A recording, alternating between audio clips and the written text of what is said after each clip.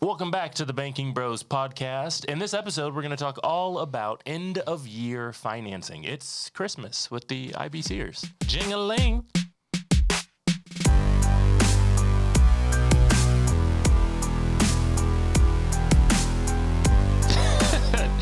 All right, jing-a-ling. That's probably not the right thing to say. I don't think so. Nope. You Okay. could have said, Ho, ho, ho, Ho, ho, ho. Merry Christmas. Okay. you could have said that.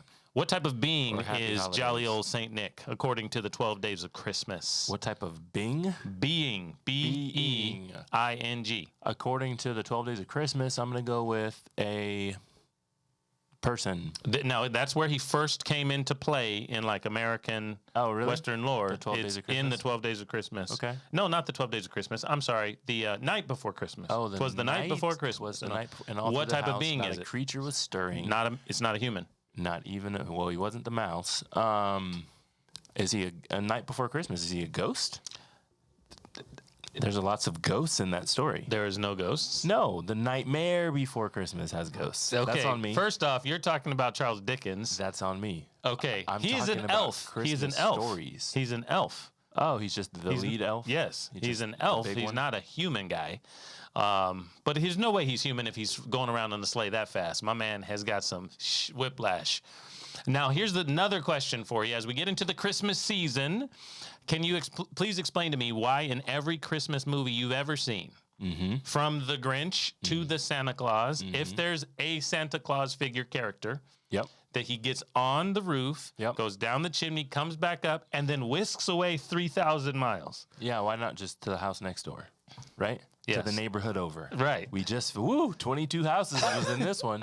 Yep. Now let's go Nope. across the street. Okay, now here's my next one. In the 12 days of Christmas, on the 12th day of Hold Christmas, on, I that gotta one. play the Christmas song. Okay, go The ahead. Christmas music. Go ahead. Okay, It'll be in the background. in all these Christmas, can you help me understand why your true love gave you so many dang birds?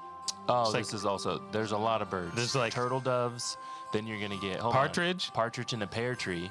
So maybe pears are helpful, but you definitely got a partridge, turtle doves. French hens? Yeah, I don't really know what a French hen is. I don't know what but any of it's them are, probably but the point bigger is- than it needs to be. There's a lot of There's a lot birds. of birds, yeah. Lots Yeah, of birds. there's an Swans are episode- swimming? There's an episode of a very popular TV show, The Office, Yes. where We've all they heard do of it. Secret Santa, Yeah. and one of the guys gives her the 12 Days of Christmas, Okay. and so she's getting attacked by all these birds, and she's very upset about it. And so then it's Is it like that who- Angela lady? No, it's a different girl, and then Oh. she's like, "Who is my Secret Santa?" And now no one wants. He doesn't want to say anything because she's all eaten up by these birds. And I decided to give Aaron the 12 Days of Christmas. Is it my fault that the first 8 days is basically 30 birds?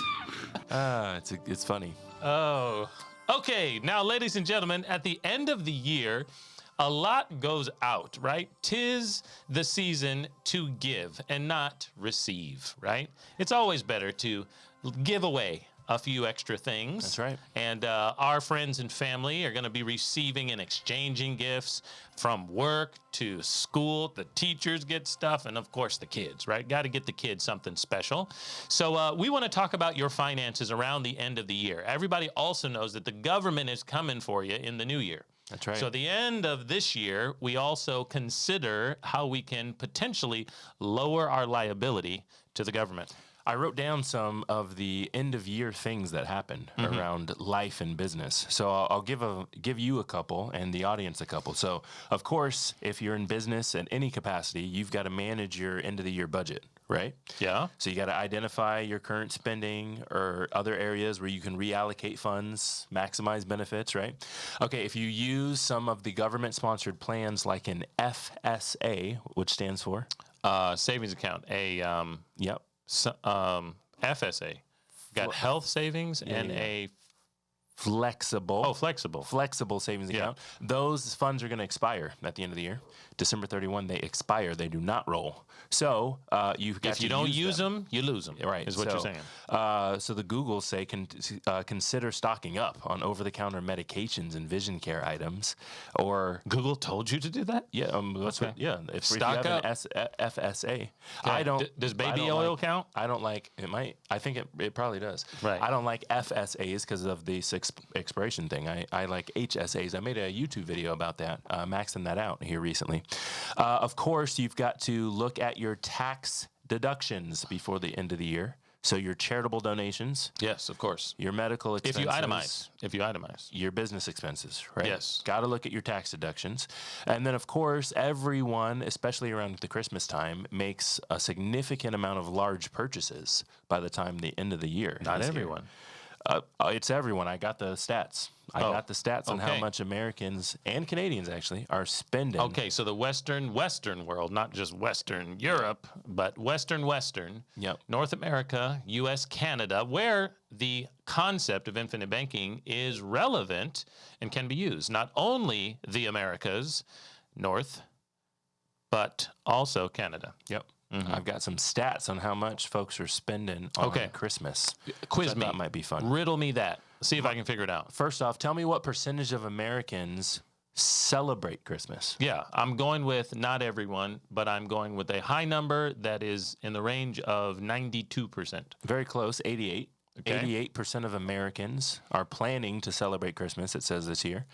How many of those Americans are doing their Christmas shopping online? Most, again, these days. And it's a ubiquitous thing now. 10 years ago, hey, what about doing some online? Now it's like it's definitely happening. Add to cart. So I'm going with 79. That is, I have to go back. That is 63. Okay. 63% doing it online. And then, of course, what we came here for, right, is how much are we spending? How much are we spending? So it's got it broken down to men and women, and then it's also got it broken down between age groups.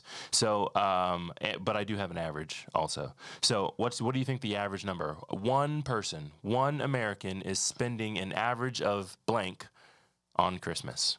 I'm going with $800. 997. Man, I feel like I'm really pretty good close. at this You're pretty whole close. quiz right now. You're pretty close. Over half of the Americans' holiday budget is allocated to gifts. That is a significant amount of end-of-year spending, which is why we thought we'd do a little bit of a episode here on end-of-year spending and some things that you might want to consider if, like the rest of us, I've got kids. I'm with these average Americans. Yeah. Now, 'Cause I yeah. gotta buy some You've gifts got 3. I've got 4. Yep. And there's not a lot of travel that has needed to be spent in our family collective in the last couple Like of years with travel little costs? kids. Yeah, with little kids. Sure. So mostly it's been pretty close. And now our folks live just a couple states away. It's half a day's drive now. Yep. So, we don't have tons of travel expenses. I can't not a even big travel imagine being the expense. McAllisters off Home Alone. They were going to Paris, though. Straight from Chicago, straight to Paris with multiple like- family members. It was like 9 It was people. Like a lot of people. Yeah. Right? It was a lot. What was of this man people. doing? Everybody wonders that because in the last few years, And his house Home was Alone big. just won't die. It's just so American. It's so heartwarming. It's so funny. And what in the world was this man doing to be able to afford Paris Christmas trips and that house I think in there's 1990? a couple of social media, YouTube style videos where they talk about that. They talk about what are they related to dollars today? I've seen a couple of them, like from Carl from Family Matters. I remember and this. They say we in need order to do for him we to need to do an live episode in on that house. Yes. Where he lived, They found he it. would have They had found the to have location. made- yeah. Yes, they found the location. Let's say Carl Winslow, Chicago, Home Alone, Chicago, right? These are Chicago places. Ferris Bueller's Dad, whatever. Everything is Chicago back in the day. I guess that was funny. And what the mortgage would have been, Yep. and because Carl Winslow of Family Matters was a cop, you can look up salaries Yep. and to see if he could afford it. And this is what I thought I remember seeing from the guy. Okay. The mortgage payment on that house, which does not exist today. That house doesn't exist. Of course, it was a set. Yeah, yeah, real yeah. house in the picture, but a Then set. it was a set inside. Yeah. Yeah, set inside. But he had a mortgage payment when this thing started, 1989, $380. Oh. And they were like, oh, he could afford that. He could probably afford that house. Based Yeah. on a Chicago Cook County officer type of salary. But these, could he have afforded the home repairs? Steve was in that man's house breaking stuff. right? Like Okay. crazy. Speaking of that, shout out to Jaleel White, who came up with a book. He's got a book that just came out, Growing Up Urkel.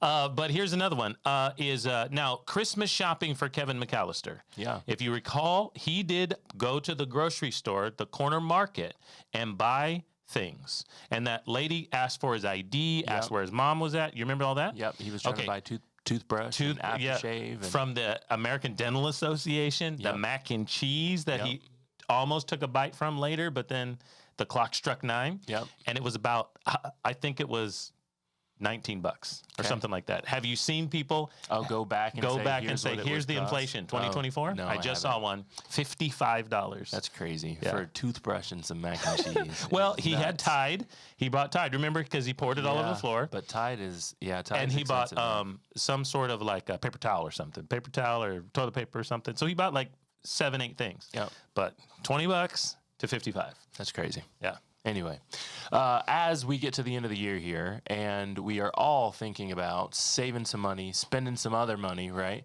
in order to buy these Christmas presents, of course, we think that you should save your money and spend somebody else's on Christmas presents. And that's the gist of our episode here today. We want to talk about how much money is being spent at the end of the year, and of course, a better way to go get that money, a better way to be able to spend that money, so that way you can start the new year, 2025, not in the hole. There's a significant amount of people who like to, because they want the end of the year festivities and celebrations to be this big thing for their family, there's significant amount of debt created in the last 3 weeks of the year. And I wish I looked this up. I should have somebody. If you're watching or listening to this and you know how to find this, go look it up, put it in the comments for us.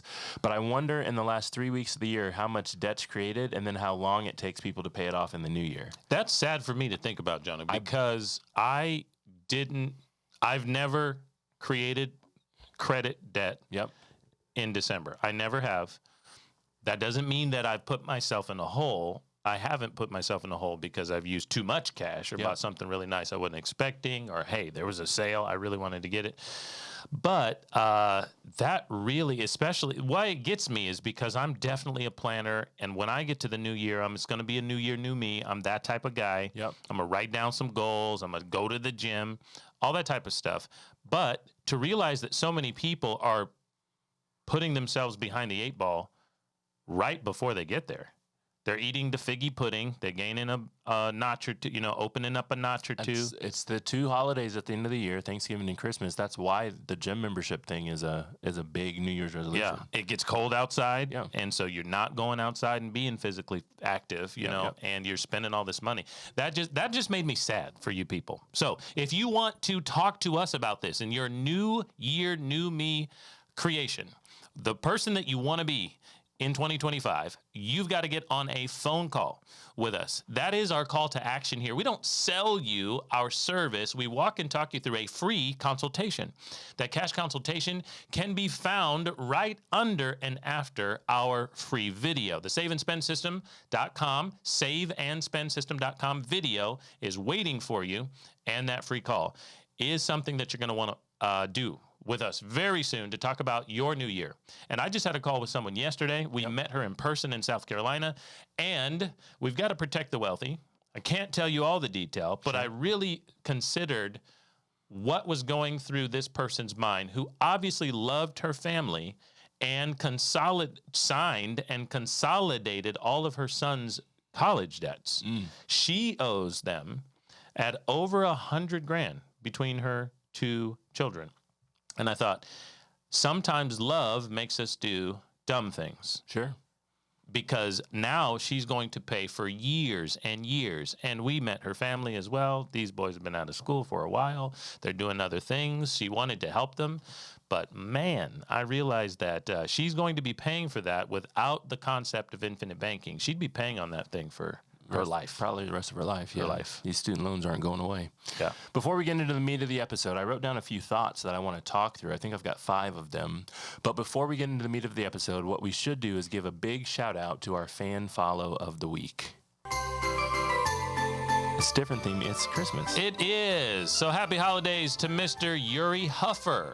At Mr. Yuri Huffer on YouTube. We're consistently shouting out our YouTube presence out there. We want you to know you should subscribe like he did. I guess his name is Jalen out there. He's got a description. And recently, I believe, if I'm thinking correctly, that is the same picture that's used on one of our social channels. Hey. So I think recently, I've probably seen this man on a live experience. Nice. We've been live week to week now on our Facebook page and group. The Cash Compound will get you there, and you can find Infinite Bankers, our group, our TikToks, and our Instagram channels and handles. We appreciate you being here. Happy holidays to you and yours. Merry Christmas. Happy New Year. Kwanzaa, or 8 crazy nights, whatever you're into. There we go. Okay, so here are my thoughts about the end of the year spending. I wrote down 5 specific thoughts. The first one, of course, is just a tad, I'd call it introductory, on the introductory level, but just in case people are listening for the very first time, have not realized this or heard this, here's my first thought. Whole life insurance, specifically infinite banking concept style policies, provides both protection and a way to build cash value that can be accessed through loans for major expenses. And why that's important is because your whole life insurance policies are going to grow cash over time. And then policyholders, the owners of these policies, can borrow cash value against the policy, which means now we have the ability to finance, purchase, go buy those big ticket items or maybe smaller ticket items like holiday gifts. And so now you've got the ability to go and fund Christmas for your family, your significant other, your business, right, your colleagues, without ever depleting your savings or incurring debt, third-party debt, credit card debt. Well, of course, what's important about that is that it allows individuals to preserve their long-term financial growth and still access cash. It's liquid.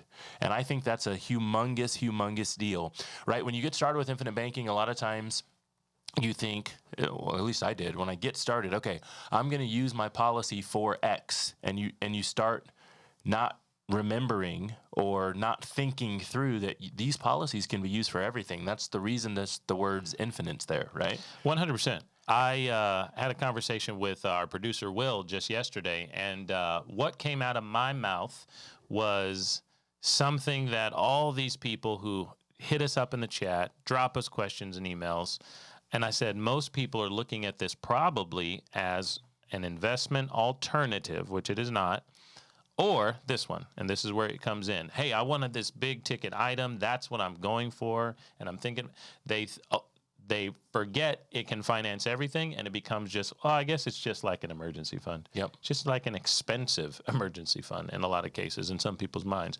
But that is not what banking is all about. Yeah. So what about this thought that I wrote down, Jeremiah? This one's for you. Whole life policies can provide a more stable option. That's the key word here. Stable option for covering seasonal expenses than traditional loans or credit options. Well, of What do you think course. about that? Number one, it's liquid, and you don't have to go beg for it. The cash value option contractually gives you the right to go get that money. That's right. Okay, so now we can go get it with ease and simplicity, and it's also, like you mentioned, not going to deplete the reserve of money you have paid to the insurance company that keeps growing.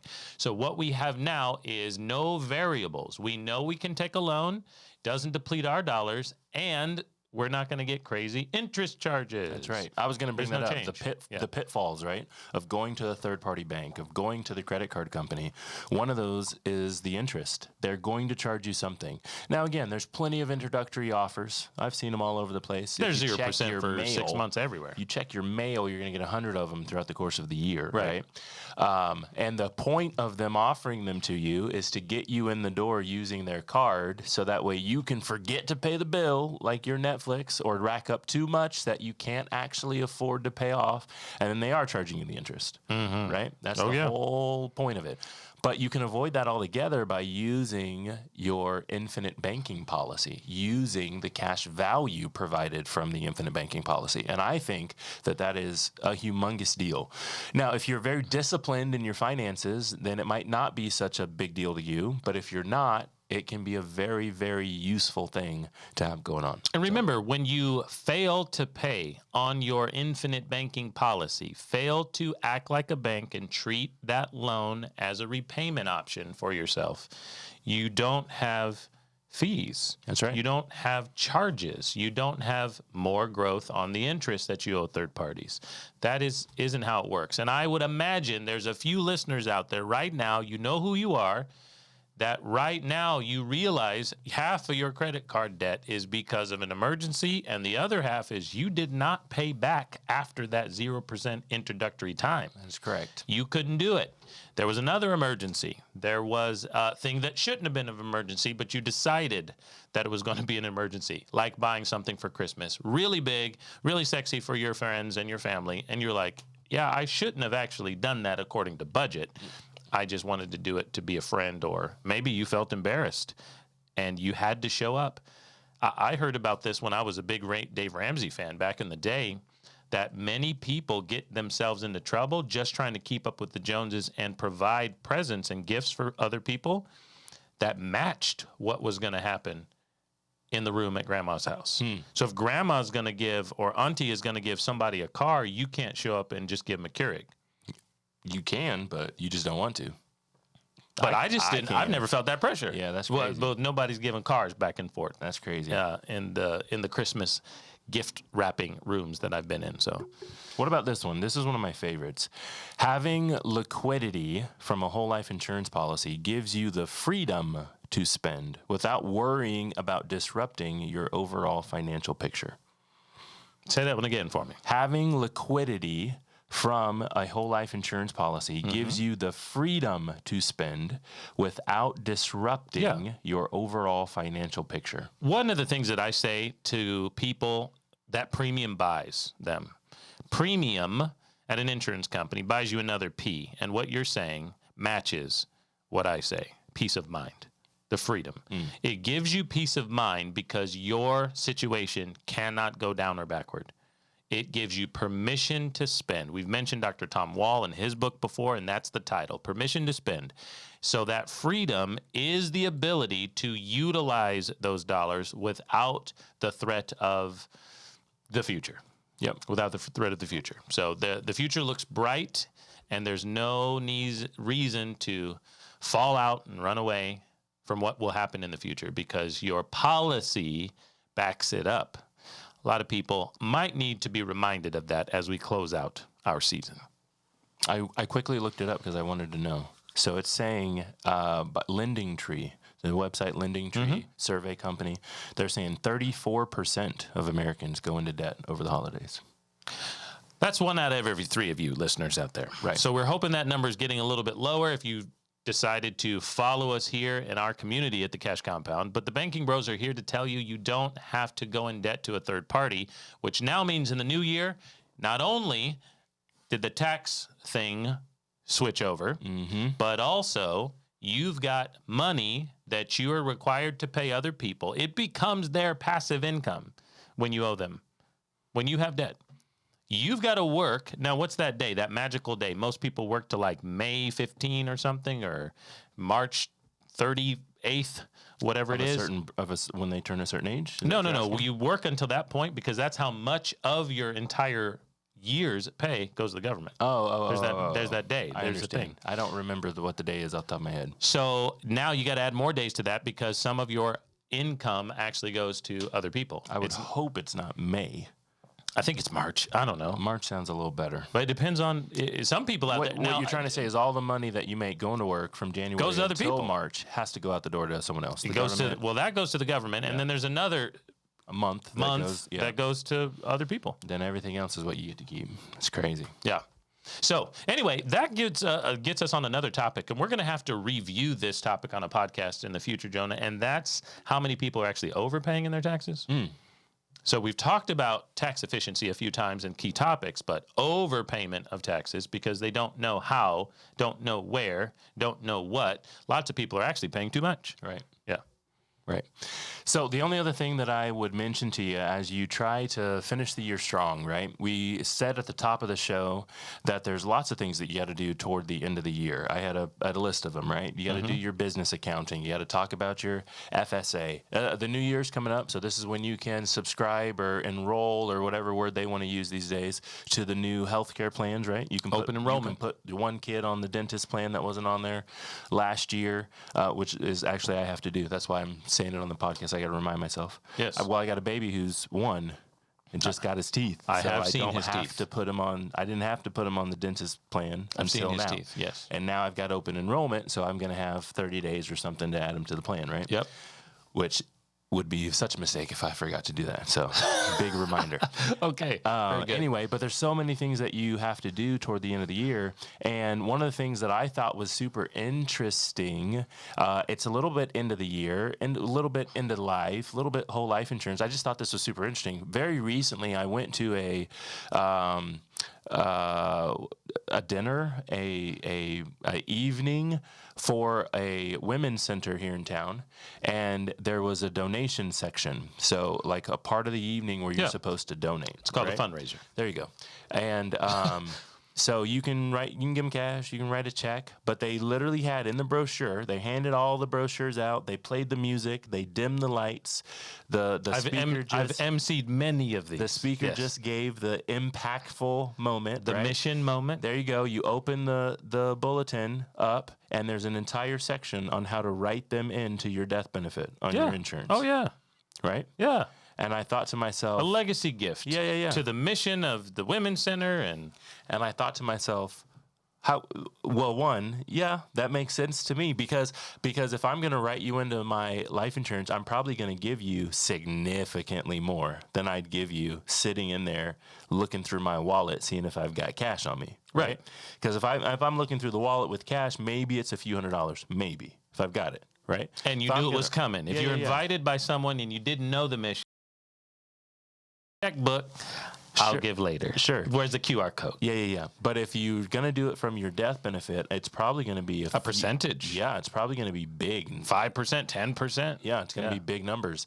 And I thought that was really interesting when we talk about just the spending that happens into the year. And again, it's not really into the year, but it's more into life, right? You can just do some really, really cool things with your life insurance policies when it comes to even the end of the year. Like we're talking about Christmas gifts or coming to the end of life when you're talking about giving some of that death benefit away to, like we always say, to your friends, to your family, to your church, and to your charities. There it is. And I thought that was really cool. I recently ran into that. I felt like I should bring it up. Yeah, some of us have seen that out there once or twice, and so often it's a legacy play for people who are older. But some of us, people who don't think we're going to die in 2024, we might want to consider what type of legacy we can leave to others. Every once in a while, people call us and they say, hey, should I still do this? I don't have children. Yep. I don't have grandchildren. And I'm saying, well, the people that you love and support in your community, they should be getting money from you. Yep. They can't get it if you're not there. So why don't you decide to leave that death benefit for your legacy play at your favorite theater, your community theater, your women's center, or the shelter that you like, or maybe to the puppies or the cats of your community who need that humane experience to thrive. Give it to them. It's a beautiful thing that you can still do while practicing the concept of infinite banking. So not just end of year this year, but end of life. I like that. Jonah, anything else that we can charge the people with as we close out 2024? Yeah, the real thing that we want you to understand from listening to this episode is end the year strong, right? Don't go into a bunch of consumer debt to finish the year just to try to have to work to get out of it all next year. End the year using the cash value from your policy so you can end the year strong. And then we'll have and be set up for success all 2025. And that's what's really important. We want to move forward always, right? Always moving forward, never taking steps back. We don't want 10 steps forward and 5 steps back. We just want to move forward. And if you can't do all 10 steps, then take baby steps, right? But one at a time, we're always going to move forward. So that's what's important about the end of the year. And that's what we want you to remember from this episode. Well, to close things off here, ladies and gents, we can only say one thing. If you wish me a Merry Christmas or send me a meme or put me in a group text, this is what you're getting in response. In the words of Tiny Tim, God bless us, everyone. You are now tuned to the banking bros. Said we couldn't make it, drink or settle, this the life we chose. Gave a lot of game, we never got a lot of things. Bow your head and say the prayer, we taught you how to be the bank. Merry Christmas, happy holidays, happy New Year to you, ladies and gentlemen. The Banking Bros wish you a wonderful experience with your family and friends to close out 2024. And in 2025, it's time to get started now. If you're hearing this episode, what you want to do is become more fit, more friendly, and of course, more financially free. Put a smile on your face by having that free cash consultation right now. Go ahead and click the link, get on our calendar, and let's set you up for a new year and a new experience of joy and merriment, and of course, the financial freedom that keeps you out of the shackles of last year. We'll talk soon.